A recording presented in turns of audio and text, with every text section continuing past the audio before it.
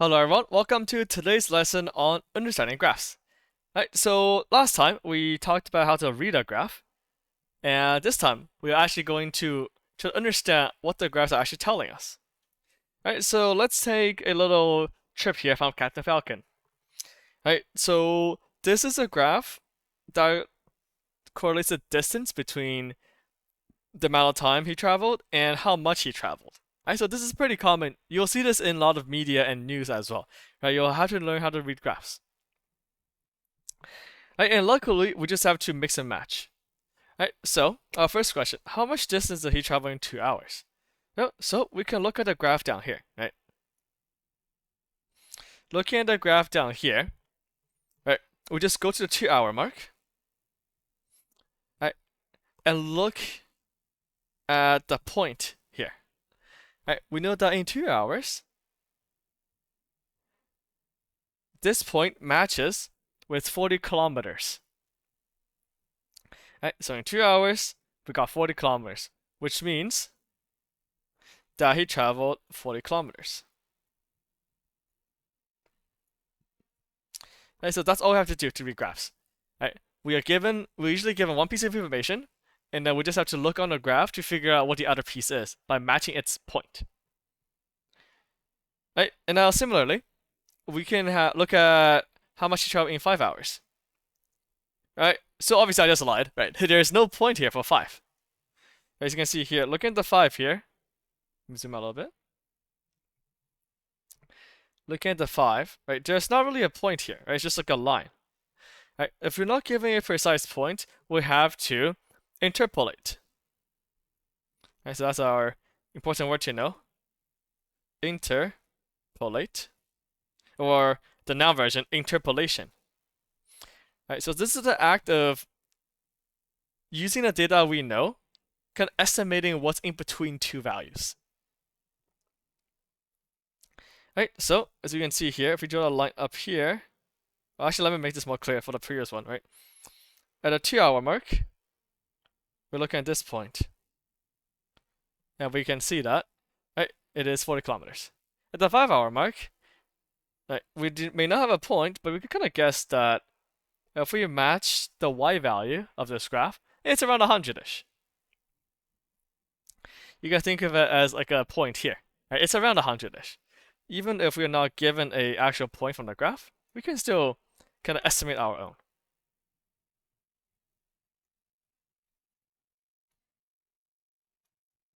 100 kilometers. Right, and now how about backwards, right? How long do you think it took him to travel 65 kilometers? Right, so we can go backwards. Look at the y here. Let's try to find 65 on the y-axis. Okay, so we know 60 is here. Right, and we know that each of those two grids, right, are going up by 20.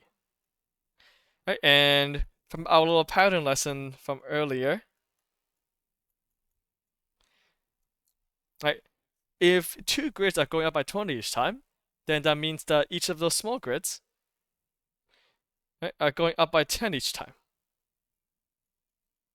Right, from 40 to 50 and then to 60. Right, so we know that for sure, this right here has to be 70. And the reason why we actually want to know where 70 is because the question is asking how long did it take him to travel 65 kilometers? Right? If 70 is up here and 60 is here, right? It will be somewhere in the middle. So 65 is probably somewhere around here, right? So we go towards our graph here, down line, and then check what the x value is. Right? Similarly, we can see that for every two spaces, we're going up by 1 each time down here.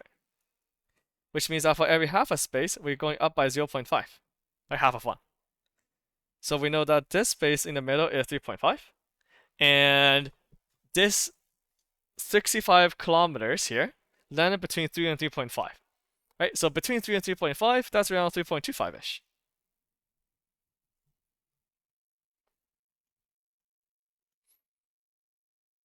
Right, so again, just all estimates. Right? Always try to use a ruler if you can. right? But if not, at least make the estimate close enough. Right? If he gave me 4 hours, that's not really close, right? Because we know for sure that 4 hours is 80. Okay? But after this, we can go further. Right? How much distance did he travel in 11 hours? Right? And with this is what we call extrapolation.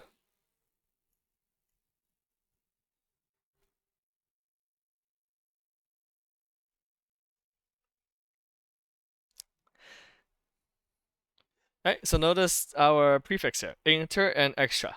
Interpolation is between two values. Extrapolation is guessing, okay, 11 is not on a graph here. But if this graph were to extend all the way to 11 here, can I even like, I don't think my screen recording program can even like include that 11 here. All right. Because this graph will extend, right? This will extend infinitely, or until whenever Captain Falcon decides to stop his trip. So at one point, right, it's going to hit. Oops, what the? Right, so at one point, it's going to hit 11 somewhere, and we want to know what the y value if that is. Right, so that's what we call extrapolation. Oh, now it works.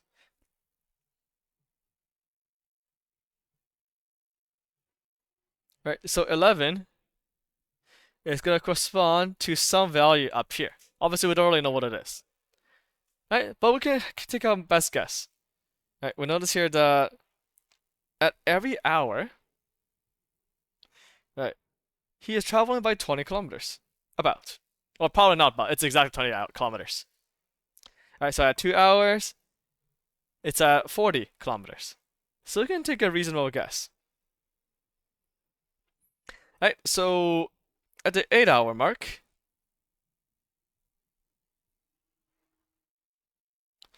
he's at 160 kilometers. Alright, so we can reasonably assume that for every hour he travels, he travels 20 kilometers.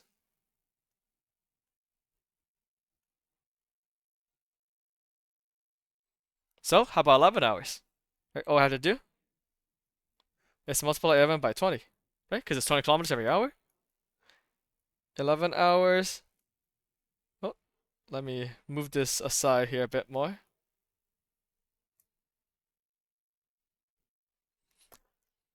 Right, 11 hours is just 220 kilometers. Right, that's it.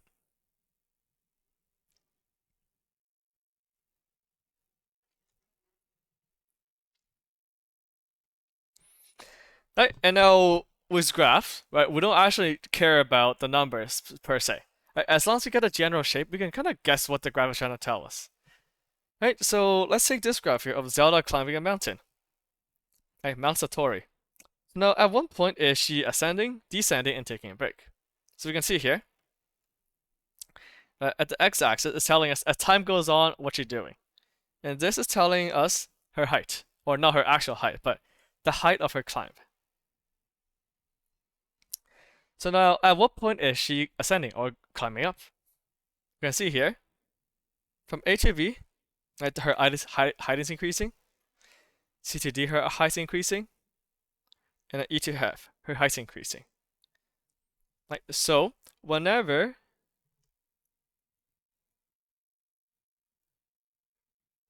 the y values goes up, we can kind of assume that, oh, if her height on the mountain is increasing, then of course she's ascending.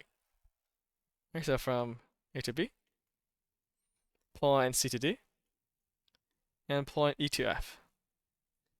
Right, that's when she's going up. And inversely, descending. Right, so you can see here from D to E, she climbed down a bit, and from G all the way to the end, right, she climbed all the way down from the mountain.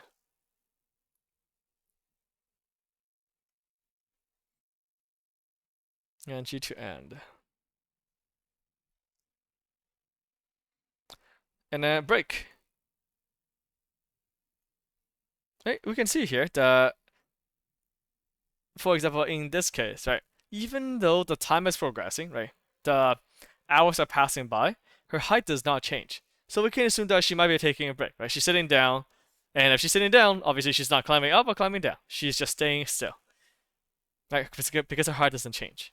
So we can see here, B to C, she's taking a little break. F to G, taking a little break, probably because she's at the mountaintop.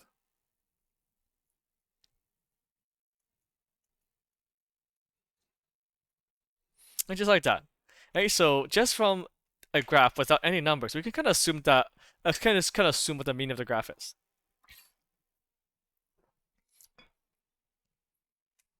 So now, between C to D, let's say she increased her climbing speed. Right? How would that change? Right? And as you can see here, if she were to climb a bit faster, right? So in the same amount of hours, if she were to climb faster, then that means that she will probably cover more ground. Right? So chances are it might look something like this, right? Where in the same amount of time, if she's climbing faster, she's ascending more. And if she's ascending more, then that means she's gaining more height. So as we can see here, looking at the graph here, right? The graph became steeper. Right? And we can use how steep something is to tell us more information, which we'll learn a bit more in the next few lessons. Right? Looking at how steep a line is, we can understand how fast, let's say, Zelda here is climbing. Okay, so that's how we understand graphs, right? Looking at numbers, matching numbers, and then looking at how fast the lines are changing. Okay, so let's do another example here. Right, of course, not all graphs are going up. Some graphs can go down as well. Right, so let's say Pokemon cards are getting a little expensive, and I want to take out a loan to afford more Pokemon cards. So after borrowing all this money, right now I have to pay all this money back. So as we can see here, right, for our first question, how much money did I own initially? So you can see on the y-axis, that's the money owed. Right, and we can see that we started at 200. Right, because if I owed, like, say 300, I wouldn't really start at 200 here. It would be at 300. Right, so the initial amount of money that I owed, 200. Right, no trick question here. Now this point here, we call this the y-intercept.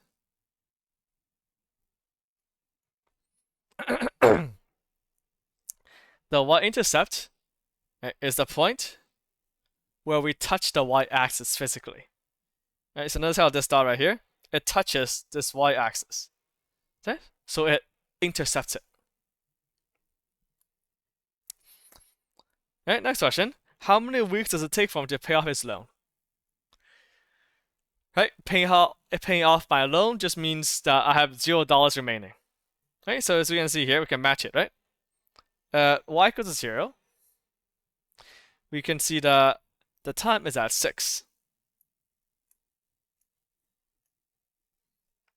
Right, so at 6 weeks, I have 0 money owed.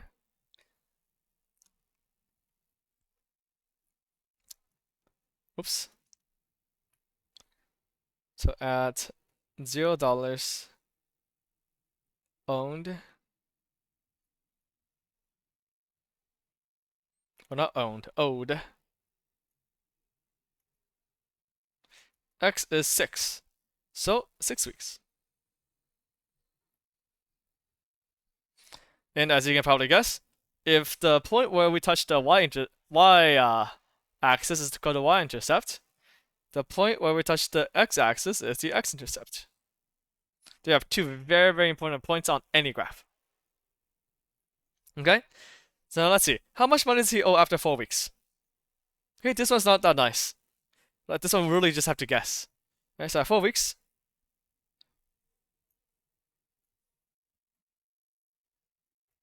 it's at this point here, which corresponds to somewhere here on the y-axis. So again, we have to be very careful about the scaling here, right? So how much are we going up by in each grid? If we're going up by 40 over 2 grids, then we can reasonably assume that each one grid is going up by 20. So this point is 60. Right? And we also notice here that this arrow isn't exactly in the middle. Right? Because let's actually use a ruler here. Forgot I had that. Yeah, actually, let me just redo this whole thing with a ruler.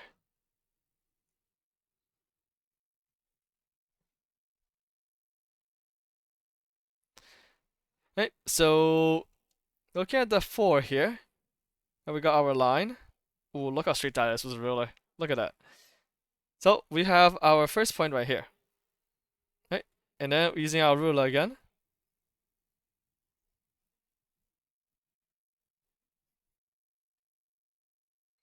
It gets to somewhere around there-ish.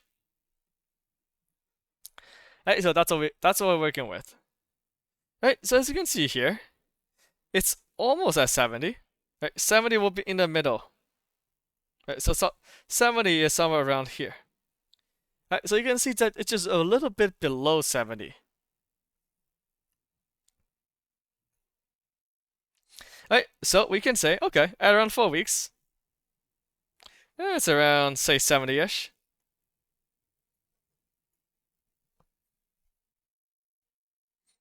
Right, so again, that's interpolation, where we're kind of guessing the numbers based on some values between them. Right, in this case, I will also take 65 as well, right, as long as it's somewhere between 60 and 70.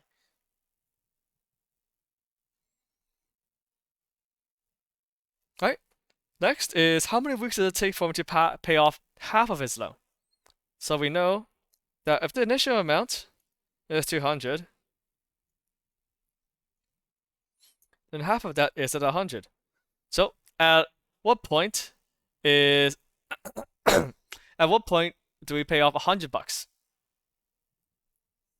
So we can see here, 100 is exactly right there. So we go backwards.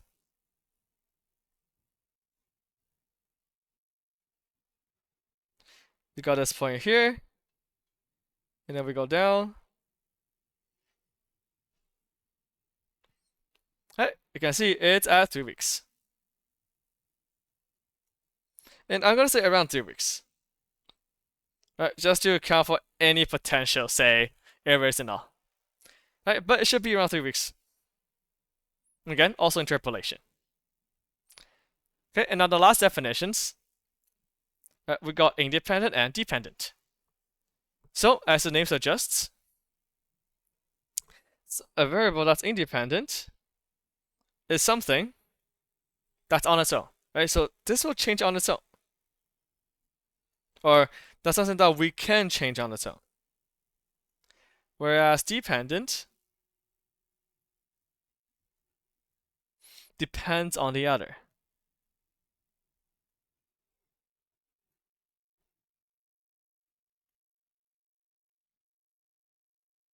So, in our case, right, when we look at time of the, or when we look at the number of weeks here, right, the number of weeks decide how much money that is being owed. Right, because realistically, as the time goes by, I'm owing less money. Right, but it doesn't really work the other way around, right? It doesn't really make sense to say the amount of money I own correlates to the time. Right? The time doesn't follow how much money I own. The money follows how much time has passed. Right? So that's why in this case, time is independent.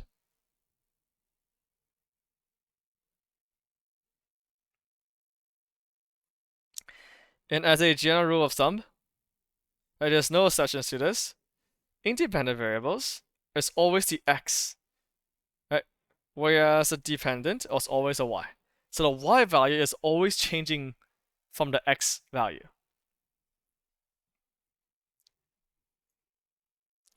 Okay, and the last little point here, this one's a short one. Right, we don't actually always connect the graphs. Right? In the past few examples, I always have those lines connecting everything, but we don't actually do it all the time. Right? When something is discrete, we separate them. Right? We don't actually put a line there.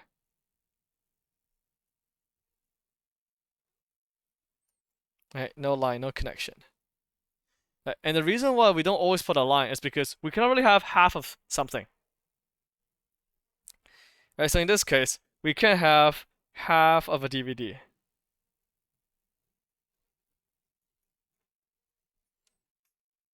Right? We could. So let's say this is 1, 2, 3, 4, and 5. Right? We cannot really have, say, 1.5 DVDs. That's how we cannot connect the line. The line assumes that every single number on there is a valid value. Right? A line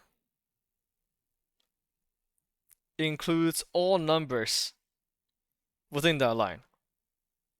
So even like say a point like here, right? Even though it's not a point, specific point on this grid line, any single number in between them counts. Right, that's when we join the line. And that's what we call continuous. Right, so discrete and continuous. Right, and how do we tell? How do we know when to draw a line? Right, the time is always a good indication that it's continuous. Like, because we can have 0.0000001 second, right? That's still valid. No matter how small it is, it's still a valid time. Right?